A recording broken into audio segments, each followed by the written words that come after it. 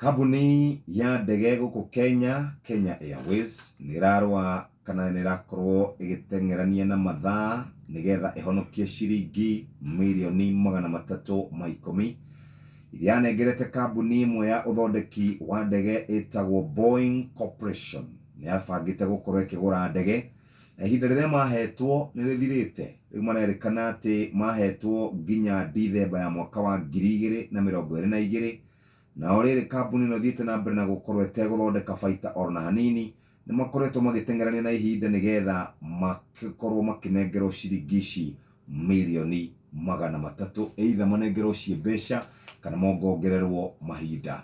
Icio cie karatathi-ini kau ka ngathĩti ya Business Daily na ndamiga thĩ ndoya ngathĩti kana ndathie kũrĩa gwa CBK hari thogore ya mbeca muthikiriria na ndakora ati dola ya America ni ciringi 133 na thendi 7.